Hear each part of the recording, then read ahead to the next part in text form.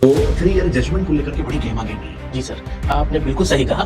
3 year के judgements को लेकर ना केवल गहमा-गहमी है, बल्कि बच्चों में भी ये कहीं न कहीं कन्फ्यूज़न क्रिएट हो रहा है कि आखिर लॉ स्टूडेंट्स का आगे चल के क्या फ्यूचर है, क्या कैसे वो अपने आप को किस प्रकार से वो अपने आप को इस तरह से तैयार करें कि जुडिशरी के फील्ड में जाएँ या जो है एपीओ जो कि उनकी वैकेंसी है, ओपीओस लगी हुई है, उसके लिए भी कोशिश कर रहे हैं, पढ़ रहे हैं, उसमें जाएँ या फिर बहुत ज़्यादा डिबेट का विषय ये बनता जा रहा है, जो कैंडिडेट लॉ कर रहे हैं कि यार क्यों ना हम सिविल का रास्ता अपनाएँ। हम इतने बड़ी मेजॉरिटी जो यूथ है, उसके बारे में ऐसा परसेप्शन बना लें, ऐसा जो है मंशा बना लें, तो कहीं न कहीं जस्टिफाई नहीं। हाँ, तो क्या जैसे हम सिविल में होता है कि पहले फाउंडेशन कोर्स के लिए भेजा जाता है सिलेक्शन के बाद, वो ना पहले मैंडेटरी ट्रेनिंग कराई जा सकती थी। मैंडेटरी क्यों जिले में भेजा? बिल्कुल अभी सर, तक वो लॉ कॉलेज में था। बिल्कुल बिल्कुल सर। है, अब वो लॉ कॉलेज के बाद सीधा कहाँ चला गया? सीधा जो है कोर्ट अपने कोर्ट से कोर्ट अलॉट हो गया। चला यस, तो कहीं ना कहीं मैं ये कहना चाहता हूँ कि ट्रेनिंग पीरियड में थोड़ा आपको जो है इंप्रूवमेंट करने की आवश्यकता है। और साथ ही साथ सर इस आर्गुमेंट में जो सबसे बड़ी बहस होनी चाहिए, मैं ये कहता हूँ कि जो सबसे बड़ी जो इच्छा मृत्यु होती है, जो विधिक शब्दावली होती है, उसे यूथेनेसिया कहा जाता है।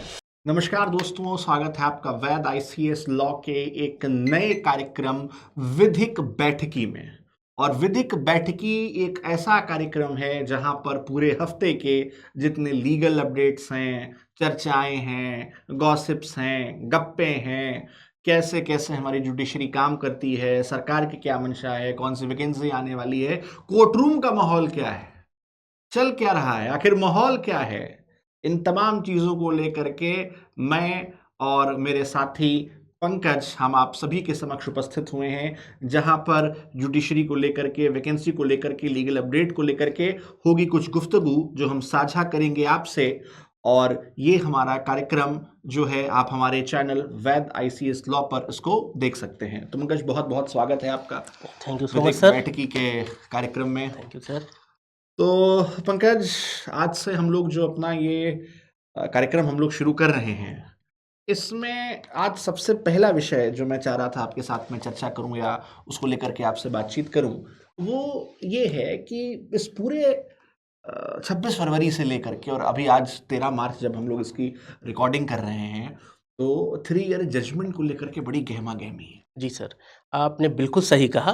3 ईयर के जजमेंट्स को लेकर ना केवल गहमा-गहमी है, बल्कि बच्चों में भी ये कहीं न कहीं कन्फ्यूज़न क्रिएट हो रहा है कि आखिर लॉ स्टूडेंट्स का आगे चल के क्या फ्यूचर है, क्या कैसे वो अपने आप को किस प्रकार से वो अपने आप को इस तरह से तैयार करें कि जुडिशरी के फील्ड में जाएँ या जो है एपीओ जो कि उनकी वैकेंसी है, ओपीओस लगी हुई है, उसके लिए भी कोशिश कर रहे हैं, पढ़ रहे हैं, उसमें जाएँ या फिर बहुत ज़्यादा डिबेट का विषय ये बनता जा रहा है, जो कैंडिडेट लॉ कर रहे हैं कि यार क्यों ना हम सिविल का रास्ता अपनाएं। अच्छा, एक बात बताइए, ये जब हम जैसे बात करते हैं तो जो हमारे देश में जब हम सिविल सर्विसेज की बात करते हैं, जिन्हें हम जिला चलाने के लिए देते हैं, या वो टैक्सेशन या कस्टम या पोस्ट ऑफिस, ऐसे तमाम भारत सरकार के या राज्य सरकार कई के सारे विभाग को ग्रेड्स देखते हैं, जी। तो वहाँ पर हम कहते हैं कि केवल एक केवल सिंपल ग्रेजुएट होना चाहिए, वो अपना आईएएस का, यूपीएससी का या स्टेट पीसीएस का एग्जाम देता है, 3 साल 2 साल तैयारी करता है, सेलेक्ट हो जाता है, उसको हम दे देते हैं। तो वहाँ पे तो उसको ट्रेनिंग पे ये सब सिखाया जाता है।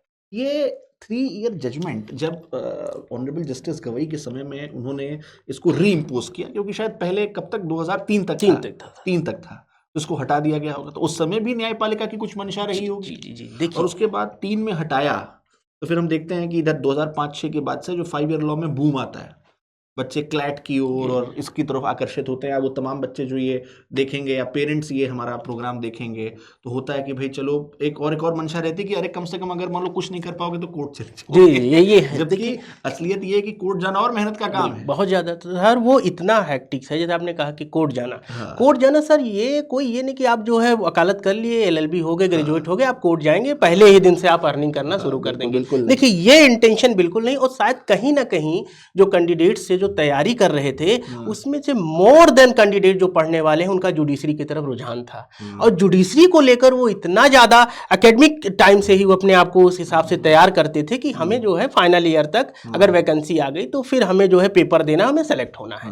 तो ये इंटेंशन लेकर चाहे माँ बाप हो अपने बच्चों को कॉलेजेस में या यूनिवर्सिटीज़ में एडमिशन की, भाई हमारा बेटा लॉ कर रहा है, आगे चल के जज बनेगा, तो इसको लेकर कहीं ना कहीं कोर्ट ने, अब देखिए जैसे कि हम अगर बात करें जो 3 ईयर का जजमेंट आया उसके बाद जो अभी रिसेंटली जो सीजेआई हैं उनका जो व्यू आया, जो ओपिनियन आया, खास करके आप अगर देखेंगे तो 2 दो मुद्दों पर या दो पॉइंट पे उन्होंने ज्यादा फोकस किया कि what about the womens candidate, जो वुमेन कैंडिडेट वही होंगी मैं उसी और जो पे यंग यूथ होगा उसके बारे में उस लेकर। पे मैं आऊंगा मंगेश, पर सबसे पहले मुझे आप ये बताइए, ये जो 2003 में जी ये जी जो हटाया गया होगा, जी जी। उस वक्त न्यायपालिका की मंशा रही होगी कि जो यंग जजेस हैं कहीं ना कहीं सर, बिल्कुल उनको बिल्कुल मौका सर, मिले, और कि जो यंग जजेस हैं जिनके अंदर जो है वो अभी से जो अपने आप को मेंटली प्रिपेयर्ड कर रहे हैं या मेंटली वे में वो हैं कि हाँ वो अपने आप को कंसिडर कर रहे हैं कि हम अगर जाएंगे तो अच्छा परफॉर्म करेंगे।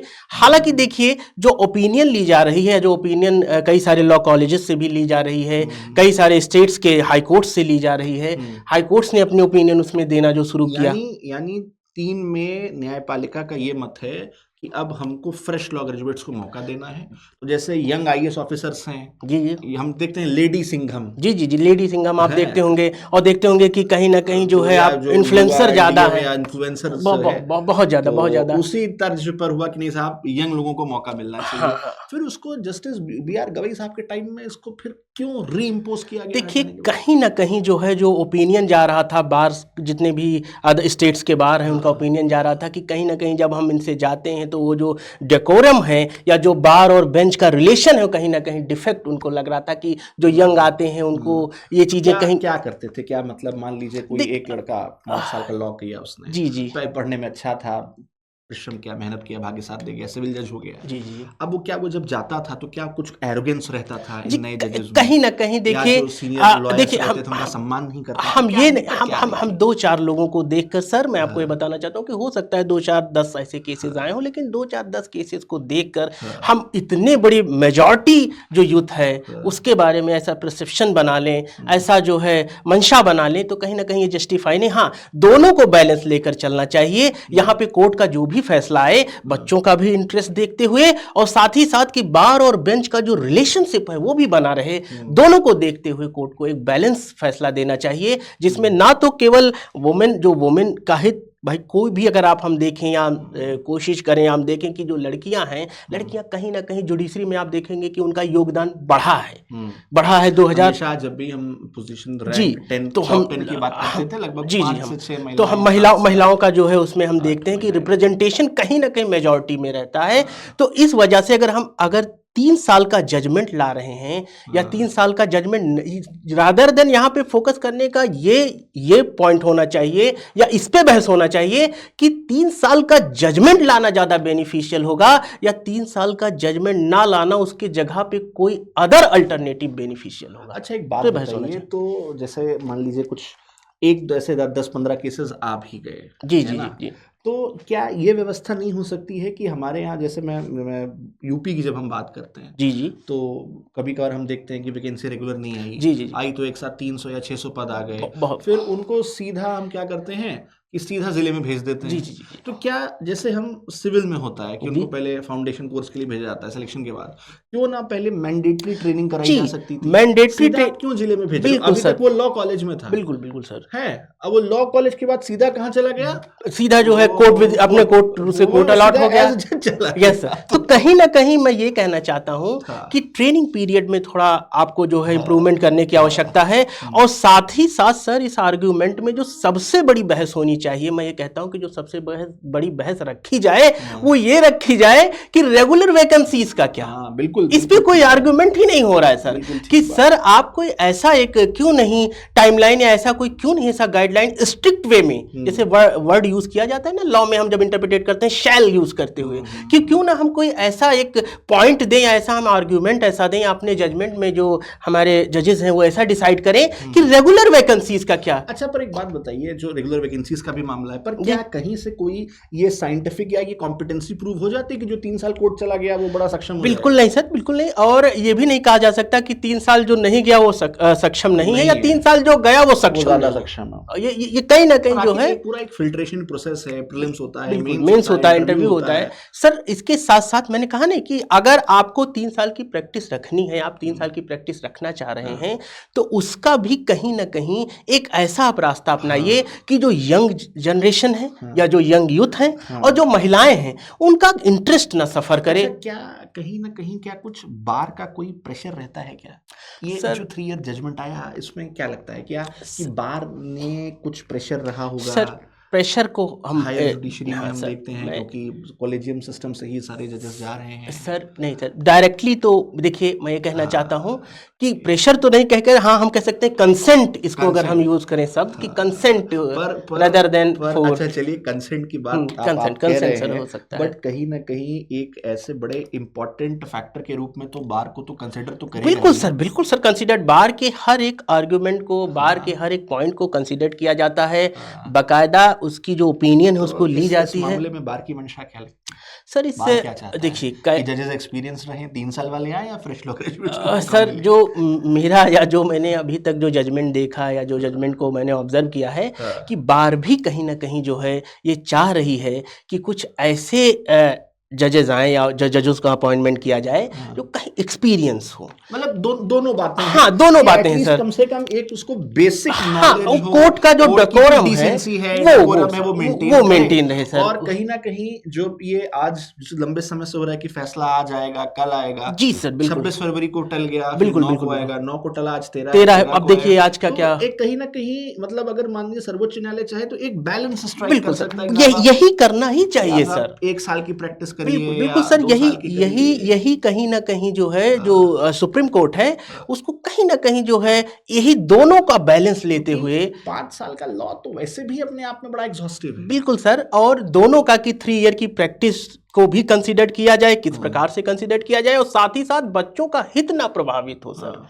दोनों को बैलेंस लेकर एक हार्मोनियस वे में। आज क्या लगता है, डिसीजन आ पाएगा? अब देखिए हम लोग एक हाँ। प्रिजम्पशन कर सकते हैं, बाकी तो ऑनरेबल अपेक्स कोर्ट का क्या डिसीजन हाँ। होता है हम। और कहीं ना कहीं इसको ये ना किया जाए कि कम से कम भले ही एक बड़ी बेंच कॉन्स्टिट्यूट कर दें, आप 5 जजेस कर जी, बिल्कुल दीजिए, सर, बिल्कुल सर। 7 जजेस कर दीजिए, इसको वन सेट फॉर ऑल कर दीजिए, बिल्कुल सर, वरना बिल्कुल। कल को फिर रिट को हाँ एक हो जाए या रिवीजन रिपीटिशन हो जाए, तो जाए। इसलिए जो है सबसे ज़्यादा जो इम्पोर्टेंट ये है कि जजमेंट देते समय या कोई भी ऑर्डर पास करते समय अगर इन सब चीज़ों को, या फिर जो हमारे जो ऑनरेबल अपेक्स कोर्ट है, वो सारी चीज़ों को देखते हुए मुझे बिल्कुल उम्मीद है, बिल्कुल आशा है कि एक बैलेंस अप्रोच देखते हुए कोर्ट इस पे जो है फैसला देगी। जस्टिस ऑनरेबल जस्टिस सूर्यकांत जी सर का बिल्कुल बड़ा एक बिल्कुल, लिबरल व्यू भी हम लोगों बहुत को बहुत अच्छा, और हमने देखने को मिल मिला रहा है, कि तो उन्होंने जो है वुमेन्स को हाँ। और साथ ही साथ यंग जनरेशन या यंग यूथ को फोकस करते हुए, इसको तो हम लोग मान के चलें कि वी शुड रिमेन ऑप्टिमिस्टिक, बिल्कुल हम सर, आशावादी हम रहें। रह सकते हैं। और देखिए जो भी होगा, बस ये है, मैं कैंडिडेट से यही कहना चाहता हूँ कि आपकी तैयारी वेस्ट नहीं जाएगी। अगर आप तैयारी कर रहे हैं, आप अपना पोजीशन कहीं ना कहीं बना लोगे और अच्छी जगह जाओगे, अच्छे जगह आप पोजीशन बनाओगे और आप उभर के सामने आओगे। बस और तैयारी वो होनी बच्चे चाहिए। जो इस बार अभी 12th पास आउट कर रहे हैं जी या जो है लॉ में एडमिशन लेने की सोच रहे हैं, उनसे भी मैं निजी रूप से हम लोग यही कहेंगे बिल्कुल बिल्कुल सर। कि लॉ जो आप समझते हैं कि बड़ा आसान है, ना ना सर, और बिल्कुल बिल्कुल आसान नहीं है, बहुत मुश्किल है, बहुत मेहनत है। और जब आप तैयारी भी करते हैं तो 2-2.5 साल तो केवल आराम से आराम से आपका कोर्स सर। कंप्लीट करने में लगता है। Law is basically all about interpretation, interpretation and common uncommon sense. जितना आप इंटरप्रिटेशन कर पाएंगे सर, उतना। पंचुएशन का जो, अगर बेयर एक्ट में आप देखिए पंचुएशन मार्क यूज किया जा रहा है, उसकी भी मीनिंग होती है सर। आप देखेंगे वर्ड्स का, सेंटेंस का पर्टिकुलर मीनिंग होता है, इंक्लूसिव एक्सक्लूसिव कैसे इंटरप्रिटेशन किया जाएगा। तो इसलिए मैं बच्चों को ये बताना चाहता हूँ कि लॉ एक बहुत ही डायनेमिक फील्ड है। अपने आप को आप कन्फाइन मत कीजिए और अपना, वो केवल जुडिशरी या एपीओ तक सीमित बिल्कुल नहीं। बिल्कुल sir, judiciary and APO can be a part of law, not the entire law, not the entire law. इसके लिए आप लोग बिल्कुल निराश मत होइए, आप अपनी तैयारी पे ध्यान दीजिए, और अगर आपके अंदर क्षमता है तो बिलीव मी, आप अपनी जगह बना के रहेंगे। अच्छा, जो दूसरा विषय हम लोग अभी बात करेंगे, डिस्कस करेंगे, वो अभी सुप्रीम कोर्ट का एक डिसीजन आया है जी सर। वो है Harish Rana versus passive India, passive euthanasia, 2013 का पैसिव यूथनेशिया का मामला है। सर। तो वो तमाम लोग जो हमारा वीडियो पहली बार देख रहे हैं, लॉ की जानकारी से नहीं, मैं उनको बता दूं कि जो इच्छा मृत्यु होती है, उसकी जो विधिक शब्दावली होती है, उसे यूथनेशिया कहा जाता है।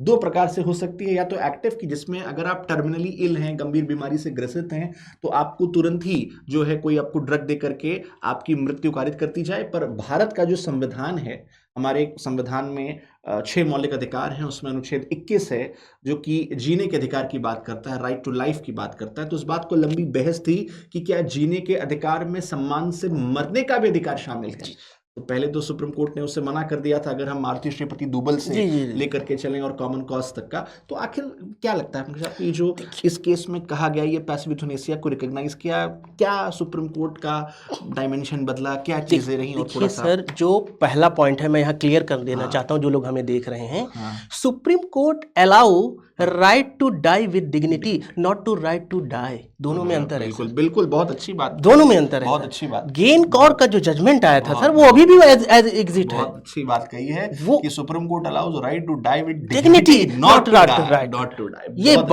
ये सर, बड़ी इस पे इंपॉर्टेंट हाँ, बात कही है। इस पे ये ध्यान देने योग्य है। वो लोग जो लॉ पढ़ते हैं, जो लोग लॉ नहीं समझते हैं, उनके लिए भी ये बहुत जरूरी हो जाता है।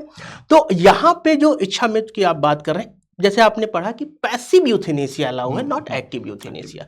पैसिव यूथेनेसिया भी क्यों अलाउ है, उसके पीछे भी अगर हम देखें, अरुणा शेंगबर्ग का केस आया था, फिर कॉमन कॉज का केस आया, उसके डॉक्ट्रिन ऑफ लिविंग विल, हाँ लिविंग विल आई। इसके बाद उसमें गाइडलाइंस इशू किया गया कि क्या क्या प्रॉपर है जो कोर्स मेडिकल फॉलो बोर्ड किया बैठाएंगे, जाएगा, तमाम चीजें। सारी चीजें होंगी। अब जो बहुत बड़ी बहस हो सकती है सर, इसमें ये हो सकती है, लोग कह सकते हैं कि अगर हम बात करें, हम बात करते हैं right to life and personal liberty की बात करते हैं, आर्टिकल 21, जिसको सुप्रीम बताया जाता है कि life, you can not take any body life at any cost, इसकी बात होती है। लेकिन उस व्यक्ति का क्या, जिसकी क्षमता, जिसकी सोचने, मतलब पूरी तरह से दे आर मेंटली डेड, कुछ होप ही नहीं रह गया है, तो उसको सरवाइव रखना कहीं ना कहीं उसके लाइफ को और ज्यादा दयनीय हो जाता है। तो इस बात को ध्यान में रखते हुए, जैसे आप देखेंगे पादरीवाला, जेबी पादरीवाला, के वी विश्वनाथम की जो बेंचेस थी, और उन्होंने भावुक फैसला था ये, बहुत ज्यादा सर। और दोनों के आर्ग्यूमेंट ऐसे थे कि 33 ईयर ओल्ड मैन जो थे, वो करीबन कह सकते हैं 2011 या 12 से जो है, और कोई भी रिफॉर्म, कोई भी उनके अंदर जो है ब्रेन हैमरेज हो गया था, फिर कोमा में ही थे, कोई भी ऐसी चीज देखने को नहीं मिल रही थी जो ऐसा हो कि रिकवर हो जाएंगे। तो इस वजह से ऐसा फैसला लिया गया। तो कहीं ना कहीं डिग्निटी को ध्यान में देते हुए, याद रखिएगा आप लोग को, डिग्निटी को ध्यान में डिग्निटी को ध्यान में देते हुए सुप्रीम कोर्ट ने, इस अपेक्स कोर्ट ने, ऑनरेबल अपेक्स कोर्ट ने इस फैसले को एज इट इज एग्जिस्ट रखा। और साथ ही साथ सुप्रीम कोर्ट में ये चीज कहीं नहीं गई है, लेकिन मैंने जैसे आपको शुरुआत में ही बताया था कि राइट टू डाई अभी भी वैसे ही है। आप लोग कंफ्यूज मत होइएगा कि आप ये नहीं कह सकते कि जो राइट टू डाई। अच्छा, एक अक्सर लोग कंफ्यूज होते हैं, ये अटेम्प्ट टू सुसाइड, जी है ना जी, उसको लेकर के बड़ा कंफ्यूजन है जी। अटेम्प्ट, जैसे पहले जब हम आईपीसी में बात करते थे तो वो एक पनिशेबल ऑफेंस हुआ करता था, जिसको लेकर के सुप्रीम कोर्ट में कई याचिकाएं दाखिल की गई। बाद में सुप्रीम कोर्ट ने उसे खारिज करने से मना कर दिया। फिर बीएनएस आता है, भारतीय न्याय संहिता आती है। भारतीय न्याय संहिता में प्रत्यक्ष रूप से तो कहीं हमें देखने को नहीं मिलता है, बट अगर हम एक सेक्शन की बात करते हैं, सेक्शन है 226 भारतीय न्याय संहिता का, वहां पे मेंशन है कि अगर कोई भी व्यक्ति किसी पब्लिक सर्वेंट को काम करने से रोकता है और वो कहता है अगर तुम ये करोगे तो मैं आत्महत्या कर लूंगा, तो वहां पे उसे शायद कहीं ना कम्युनिटी सर्विस की बात की गई, इनडायरेक्ट वे में इसको। ये क्या हम ये कह सकते हैं कि अटेम्प्ट टू सुसाइड अब पूर्णतः डिक्रिमिनलाइज हो गया? देखिए, कंप्लीटली बिल्कुल नहीं कहा जा सकता, क्योंकि कंप्लीटली अगर हम देखें तो कहीं ना कहीं बीएनएस के, जैसे आपने बात की इस सेक्शन की, कहीं ना कहीं बीएनएस के प्रोविजंस में कहीं ना कहीं इनहेरेंट वे में आपको दिखाई दे जाएगा। तो इंटेंशन लेजिस्लेचर का आपको देखने को मिलेगा कि लेजिस्लेचर चाहता ही नहीं है कि पूर्णता इसे हम समाप्त करें। और एक बात और ध्यान देने योग्य है कि attempt to suicide is punishable. देखिए, आपने बात की ना, attempt to suicide is punishable, suicide is not punishable. हाँ, सुसाइड कर लेगा तो फिर भाई किसको आप सजा दोगे? तो ये भी देखिए, ये सब इंटरप्रिटेशन जितना आप करेंगे। बट आप देखिए, जैसे आपने कहा कि लेजिस्लेचर का इंटेंशन, पर यही एक्चुअली मुझे क्या लगता है कि जो इंटेंशन का लेजिस्लेचर है, that is to protect and preserve life, जीवन को संरक्षित करने का है। आप देखिए, इसीलिए वो मेंटल हेल्थ केयर एक्ट लेकर के आता है, कई सारे एक्ट, आपको काउंसलिंग की बात करता है और जीवन बचे। बिल्कुल, किसी तरह की अगर आपको जीवन मिला है तो आप जो है एक जीवन जीजिए, और जीवन के साथ साथ जो है कई सारे ऐसे भी आयाम हमें आर्टिकल 21 के तहत देखने को मिले, जहां समय समय पे अपेक्स कोर्ट ने उसको और ज्यादा डिटेल्ड वे में एक्सप्लेन करने की कोशिश की। ये भी देखिए ना कि जो व्यक्ति आत्महत्या करने जा रहा है, वो उसको ट्राई करने तो जाएगा नहीं, वो किस गंभीर मनोस्थिति में रहा होगा, वो बहुत ये समझना, काउंसलिंग की जरूरत है, काउंसलिंग, और बजाय इसके कि हम उसको जेल में ना सर, उसको यहाँ कहीं ना कहीं जो आप उसकी मेंटल काउंसलिंग कीजिए, आप उसको जो है रिफॉर्म करने की कोशिश कीजिए, और जितना आप उसे रिफॉर्म करोगे या उसकी काउंसलिंग करोगे, हो सकता है कि उस चीज से वो उभर के सामने आए। दोनों अलग अलग मामले हैं, ये लोगों को, ये लॉ का भी यही पैरामीटर होना चाहिए sir, to adjust the balance between the society among the people. तो ये चीज़ हमें देखते हुए सब ध्यान में रखते और हुए जब हम इम्पोर्टेंट केसेस की बात करें, इस पे हम लोगों ने बताया भी है, तो वो तमाम बच्चे अगर नोट करना चाहें तो मारुति श्रीपति दूबल, दूबल, जेआन कौर, जैन कौर, अरुणा शानबाग और कॉमन कॉज का कॉमन कॉज सबसे इम्पोर्टेंट है। और अब हम कह लें रिसेंट आप हरीश हरीश राणा का राणा। केस तो ध्यान रखिएगा कि पैसिव यूथनेसिया की अनुमति मिली है, एक्टिव यूथेनेसिया की नहीं, active euthanasia is not allowed and not to right to die, दोनों में। And the right to die with dignity. तो ये दो विषय थे जो आज हम लोगों ने विधिक बैठकी में डिस्कस किए। 3 ईयर जजमेंट और अभी हाल ही में आया सुप्रीम कोर्ट का ये डिसीजन। तो ऐसे तमाम मामलों को बहुत आसानी से हम आप सभी के लिए लाते रहेंगे। आप हमारे नए कार्यक्रम विधिक बैठकी को हमारे चैनल वैद ICS लॉ पे देख सकते हैं और तमाम अपडेट्स के लिए फॉलो करते रहें वैद ICS लॉ।